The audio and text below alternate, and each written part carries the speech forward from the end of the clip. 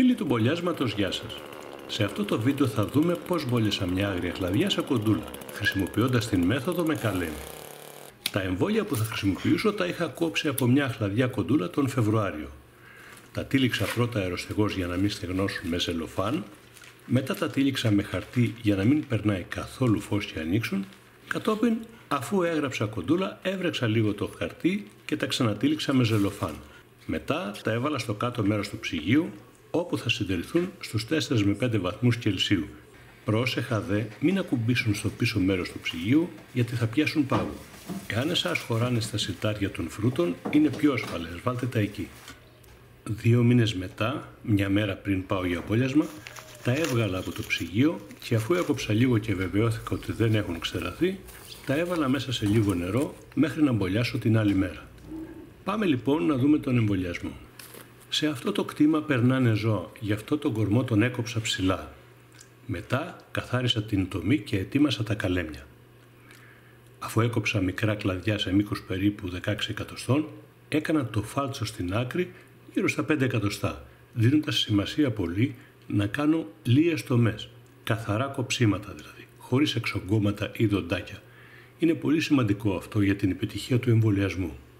Από την άλλη πλευρά έκοψα λίγο λοξά. Αυτά λοιπόν είναι τα 3 καλέμια που έβαλα. Μετά, αφού έκανα μια κάθετη τομή στον κορμό μήκους μισό εκατοστό μικρότερη από το φάλτσο που έχω κάνει στο καλέμι, σήκωσα δεξιά και αριστερά τον φλοιό και έβαλα ανάμεσα το καλέμι με προσοχή, μην σηκωθεί ο φλοιός του μπολιού. Βέβαια μπορούμε να τοποθετήσουμε το καλέμι και στη μία πλευρά της τομής. Σε αυτή την περίπτωση κόβουμε ελάχιστα την πλευρά του καλεμιού που ακουμπάει στον φλοιό που δεν σηκώνεται για να εφαρμόσει ακριβώς με τον φλοιό. Αφού τοποθέτησα τα καλέμια, έσφιξα καλά με ταινία τον κορμό γύρω-γύρω. Η ταινία για δέματα είναι καλή για αυτή τη δουλειά, μόνο θέλει προσοχή γιατί κόβεται εύκολα. Μετά, βάζοντας χεαστή την ταινία με αυτόν τον τρόπο, μαζεύω το κοινό του φλοιού κοντά στον κορμό για να κάνει καλή επαφή. Με την ταινία κλείνω τα κενά γύρω στα καλέμια και δεν θα περάσει κόλλα εμβολιασμού μέσα για να κάνει ζημιά. Στο τέλος, για ασφάλεια, έβαλα και λίγο μονοτική ταινία γύρω-γύρω. Μετά ήρθε η ώρα για πάστα εμβολιασμού. Βάζω πρώτα στην κορυφή στα καλέμια για να μην χάσουν χυμούς και στεγνώσουν και μετά στον κορμό, με προσοχή γύρω-γύρω στα καλέμια. Τοποθέτησα δε ένα κλαδί για να προστατευτούν τα μπόλια από επαφή ή από αέρα. Κατόπιν κάλυψα με πλαστική σακούλα για να μην στεγνώσει η περιοχή και στο τελικό στάδιο σκέπασα τα μπόλια με μια χαρτοσακούλα για σκίαση. Επειδή όμως δεν κάνει πολύ ζέστη αυτές τις μέρες, έκανα τρύπες στη σακούλα για να μπαίνει φως.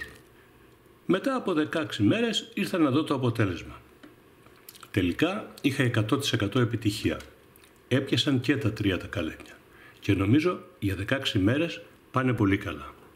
Έβαλα ένα πιο μεγάλο κλαδί για να τα προστατέψω και δεν ξανά βάλα πλαστική σακούλα, παρά μόνο μια χαρτίνη στην οποία έχω ανοίξει τρύπες για να μπαίνει φως.